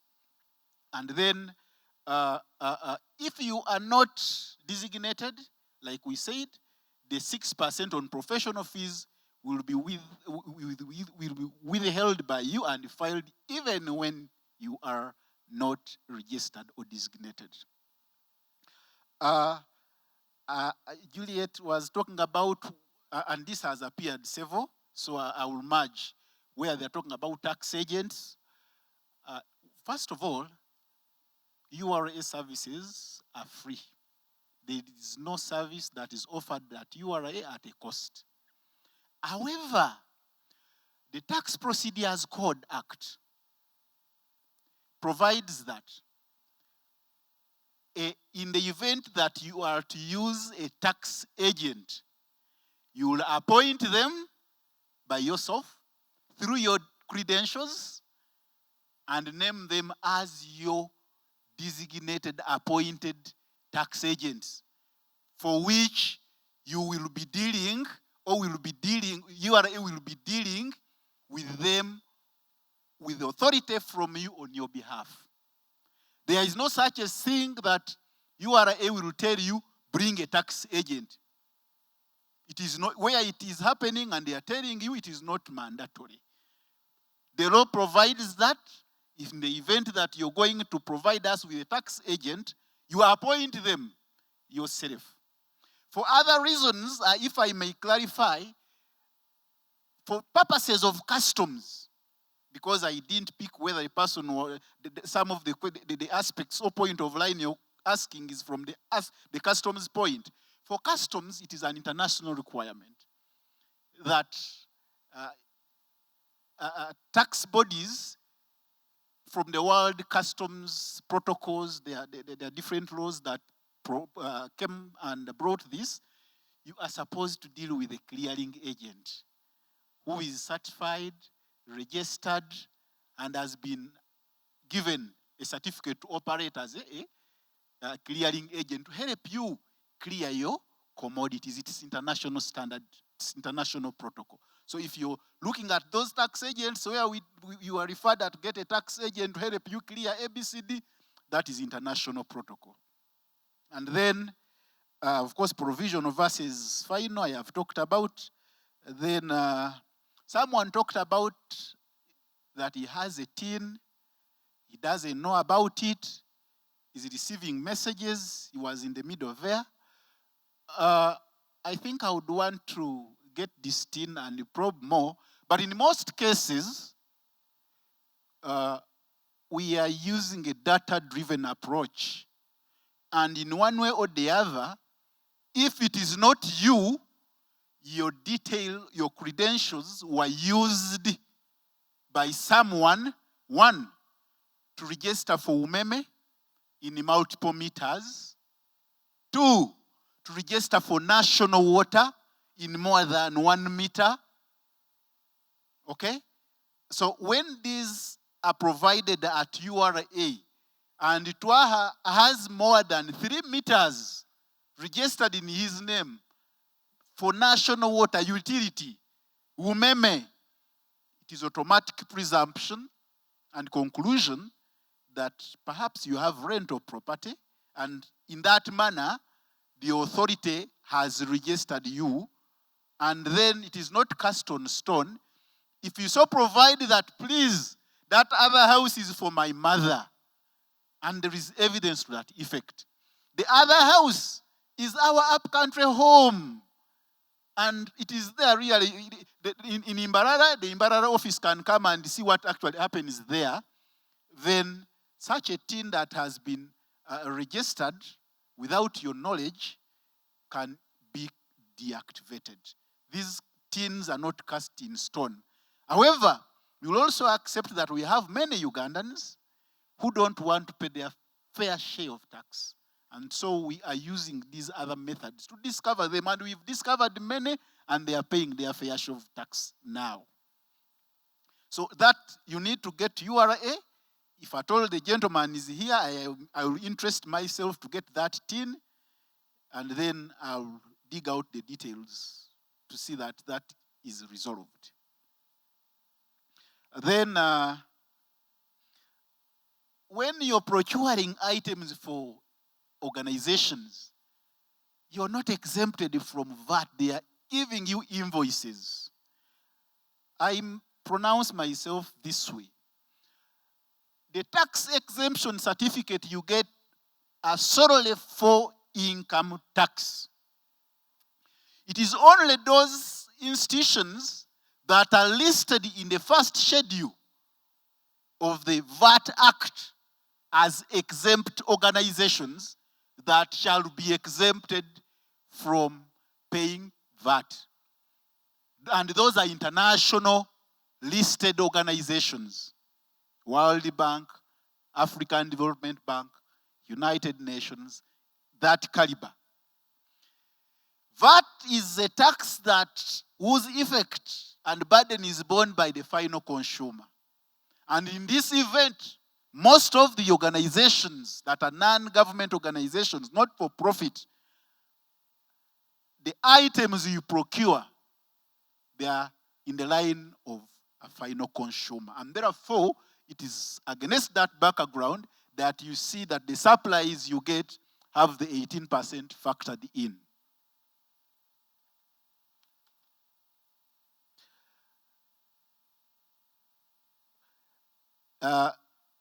Someone called James talked of 18 that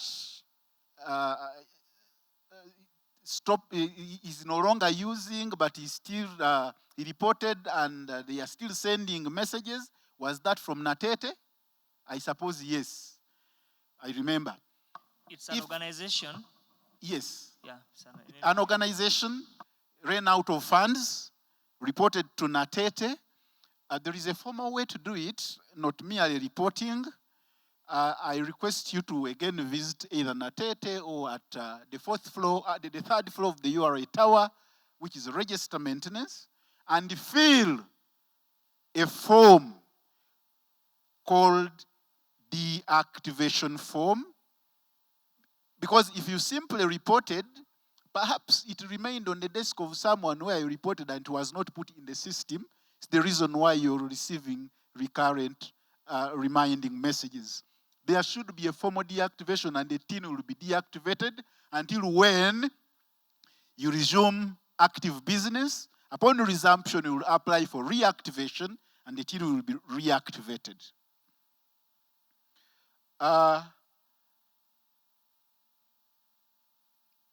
Frank from Moroto, oh no, Zarango Flavia.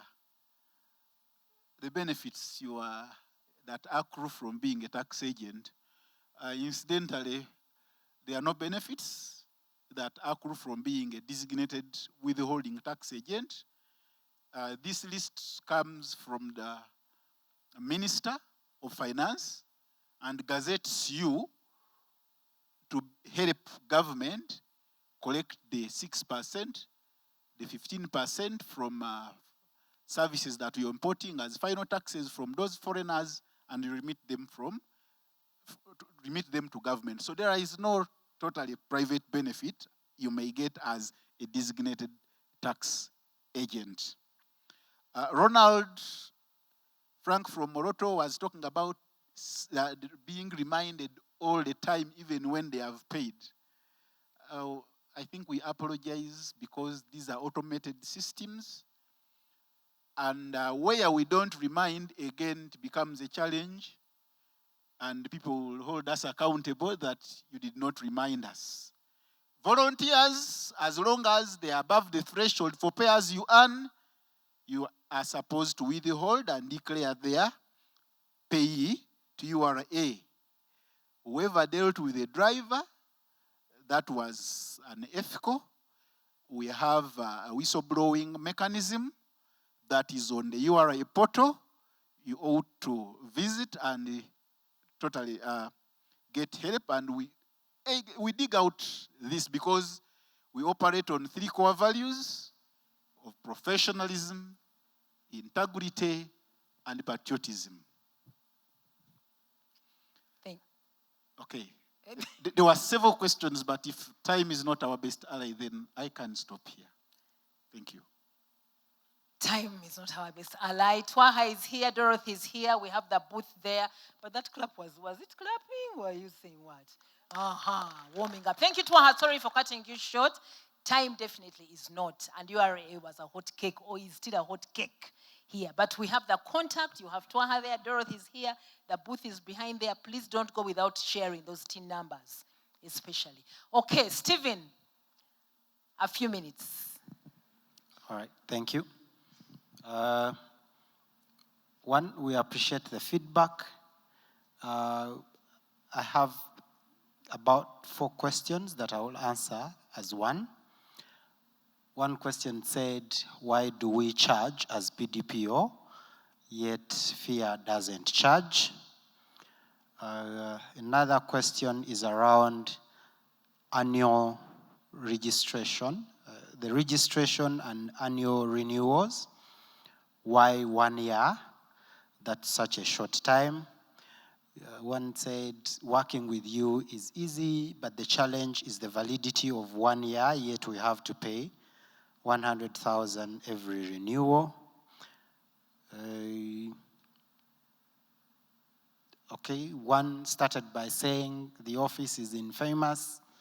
Why are we making people pay to register? One, the office is in place to implement the Data Protection and Privacy Act of 2019 and the regulations of 2021. The law requires that all data collectors, controllers, and processors register with the office. It is a mandatory requirement that as long as you're handling personal data in your work, in your processes, in your operations, you register with the office. And the legal requirement is that you renew the registration with the office every year, and the payment is 100,000. So whatever the office is doing in terms of registration and renewals is as required by law. However, we take the feedback. Unless the law is amended, we have to implement the law as is. One asked, did we benchmark anywhere to see that we need to charge for implementation of the law? The answer is yes. The only mistake we did is we are charging little. Elsewhere we benchmarked, the fees charged are based on your income and audit books of accounts. For us, we have, the law prescribes a flat fee of 100,000. So maybe as you propose the revisions, we could look into the annual income and see how much should be charged for that purpose. Someone said, for us, we handle very little data. Why bother small organizations? We handle information of our staff, our board members, and a few beneficiaries. The law requires that as long as you handle any personal data, you need to comply with the law. There is nothing as little personal data. Personal data is personal data, and it needs to be handled with the prerequisite care. So it's important that you follow the guidelines within the law. We have registered with the office a gentleman from Chakatu, and your beneficiaries, when you're collecting data, say you don't share their data. Once one says don't share their data, please do not, because the consent they have given you is to use the data for only the purposes they have provided. Giving you a registration certificate, it is for statutory purposes, but it does not mean that because you have a PDPO certificate, now you can share the data you have. No. Instead, it puts further obligations on you that you need to handle the personal data with more extra care, because you are aware of your obligations as provided for at the point of registration. Lastly, I'll talk about the concern regarding phone covers that have tracking devices.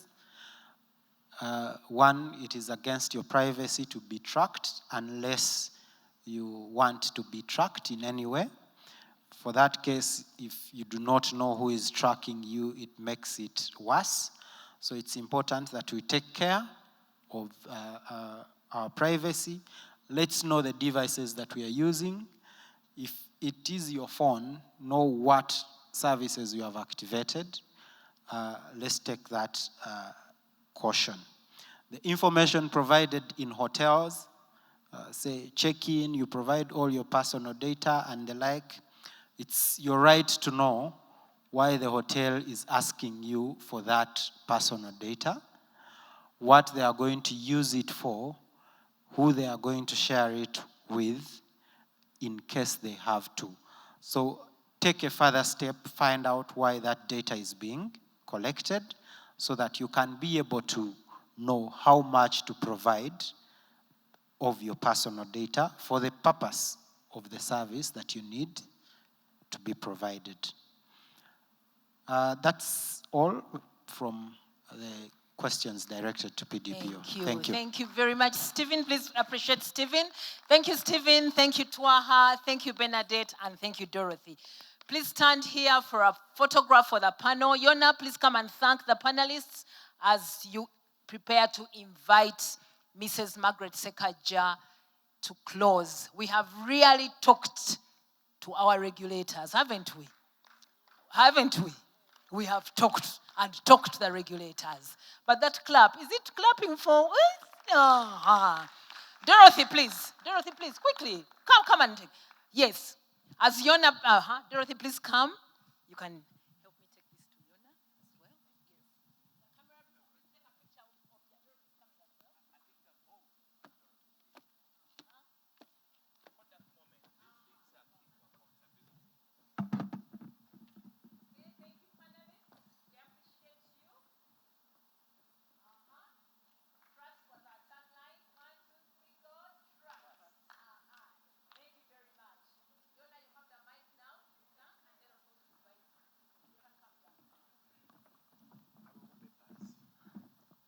Good evening, ladies and gentlemen. You want another rap? Haven't you talked to your regulators? Thank you, our dear panelists. I'm happy that we've been able to reach this moment. A moment that defines one thing, but talk to your regulator. For some of you who have been with us on our upcountry engagement, talk to your regulator ends at night. 6, 7, and people are not willing to leave the room.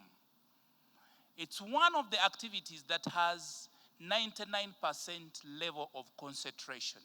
So clap to yourself. Ladies and gentlemen, I thank you for considering again the time to listen to our regulators, but also to ask key questions. We are now coming to conclusion, and I must say this. Thank you, our dear regulators. I think you've had insights from the people. They still have and yearn for knowledge. It's something that we are going to have as a permanent mechanism of amplifying the compliance obligation. Ladies and gentlemen, I would like to take this opportunity to thank our donors. Thank you, Ford Foundation. Thank you, AJWS. Thank you, GIZ. Thank you, Global Center for Comparative Studies. One of our regulators, NSSF, was the only regulator that contributed to this series. Thank you, NSSF.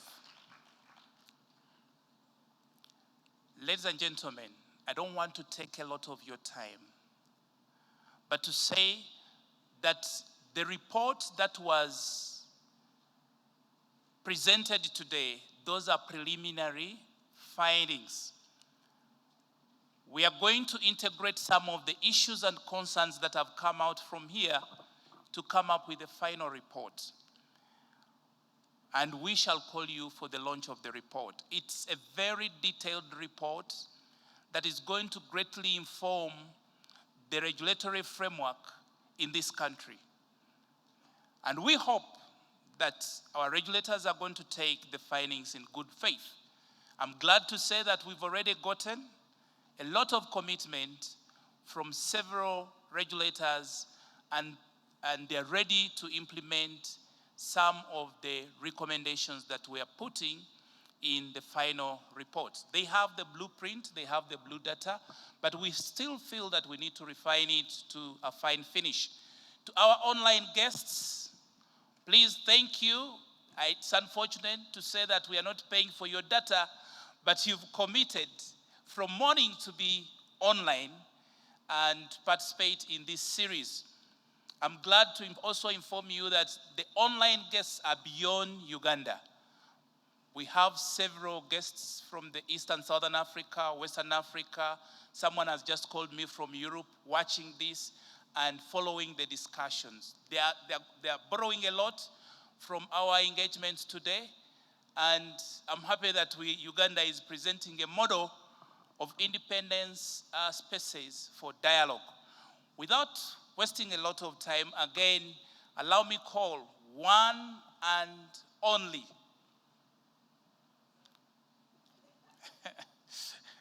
McLean, that's your brand.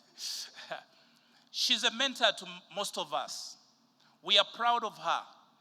She put Uganda at the face of the world during her service at the UN as a special rapporteur for HRDs.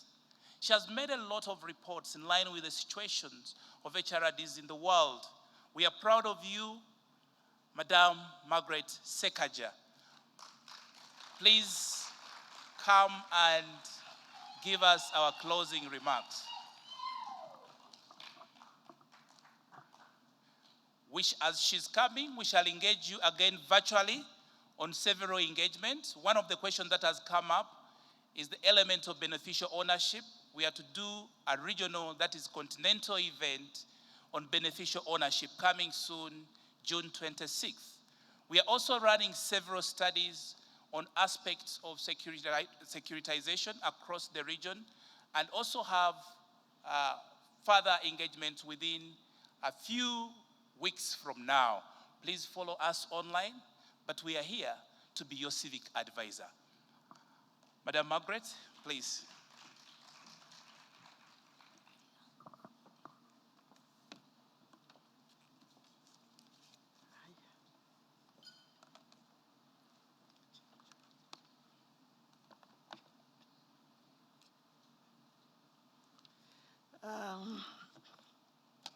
Good afternoon or good evening, I think. All protocol observed. I must start by appreciating the donors whom Yona has already listed. Thank you for facilitating this. I want also to thank DPI, give them a clap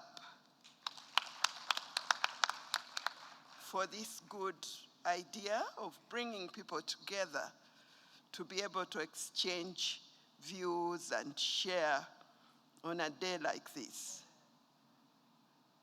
I'm addressing you here in several capacities, but the major one is as a representative of civil society on the NGO board of directors. In this regard, I would like to say that we are here to dialogue And dialogue is one of the most important things we can have. I think without dialogue, everything goes haywire. But I must appreciate that you have asked good questions. You've been very organized, and I think you've benefited from this. Dialogue cannot go without having trust. Mutual trust will help us to work together and to drive compliance by the NGOs in all the respects you've had. So trust, dialogue, complements what is being done by other people. As you know, there are several forums which are also trying to bring up harmony within the NGOs, and one of them is the dialogue with the Minister of Internal Affairs. Some of you, excuse me, some of you have attended that dialogue. This one complements what we do with the dialogue with the minister, bringing up issues. And that one also brings in other government agencies like police, prisons, intelligence agencies, and the like. So I hope that civil society has benefited from this summit and that it will help you to contribute to a higher level of compliance.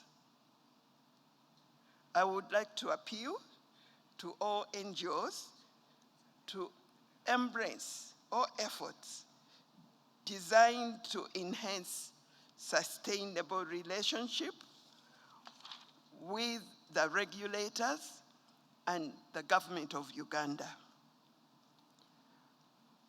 Ultimately, the efforts of the government and the NGO sector should be geared towards improving social, economic lives of Ugandans, fostering a society that believes in good governance and accountability, as well as a society that respects everyone's human rights and fundamental freedoms. In this respect, NGOs remain committed to working positively with all the regulators to achieve these goals. I suppose I'm talking on your behalf as NGOs, that you are going to work with the regulators. After this discussion, I think the way forward is for us to continue with the discussions and be able to ensure that we benefit from this. Some of the issues picked up from the discussion show that we actually need a one-stop center for NGOs to report, and I think this is something we can advocate for. The multiplicity of the regulators is also a big challenge from the discussions. We must also take into account that some of the NGOs do not have funding. They've been affected by all the changes which have gone on for a long time, as you all know. So it will be very important to share this with our regulators for them to appreciate how to handle this. And I think a discussion like this is also very, very helpful. I want to thank you all. I want to say that basically, I thank up-country participants. They are very patient. They are very reliable. Could the people from upcountry please stand up for a big recognition? You see, that's really encouraging. You are very reliable as far as we are concerned. You always attend, you always participate, and you always take into account what you have discussed. So I want to thank you. I thank Sheila. I think she's done a good job. But lastly, as I know the time is not on our side, we give a very big clap to DPI. Yona, please come forward. Thank you very much. And I think I'm speaking on your behalf to appreciate this fora and also appreciate the efforts which has been put in. So thank you. Thank you, everyone.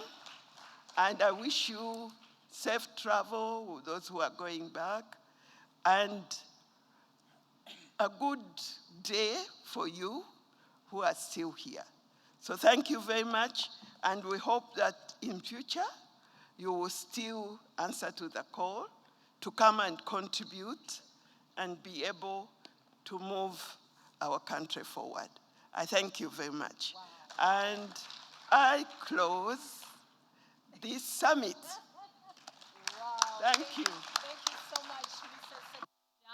I would like to invite, thank you so much, Mrs. Sekaja. I would like to invite the DPI staff, James as well. Please come and take a photo moment with Mrs. Sekaja.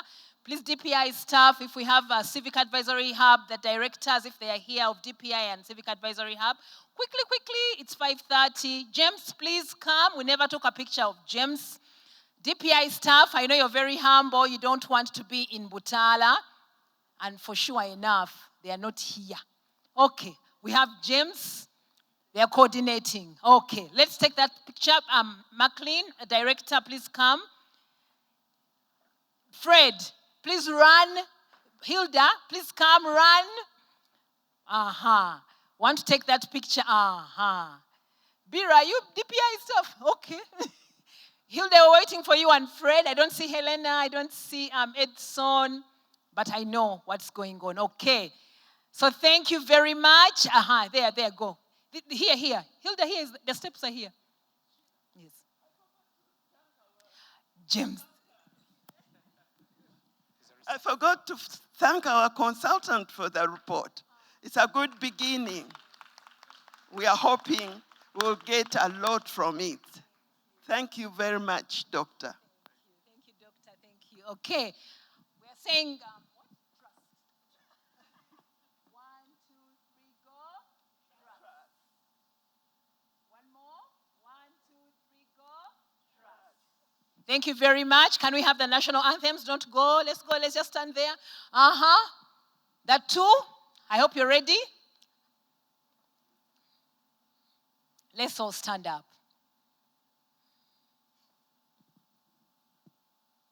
A stanza each.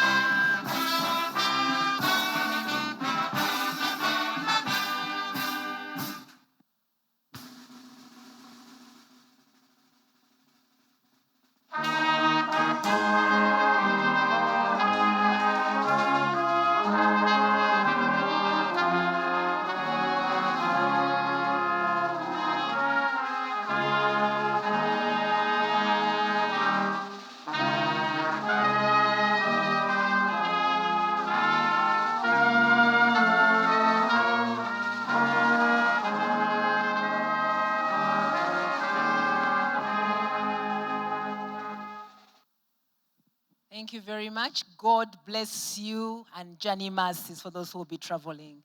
Thank you very much, Mrs. Sekaja. Thank you very much. Thank you. Thank you to our sound system and service providers. Thank you so much. Hilda, do you have any announcements to make?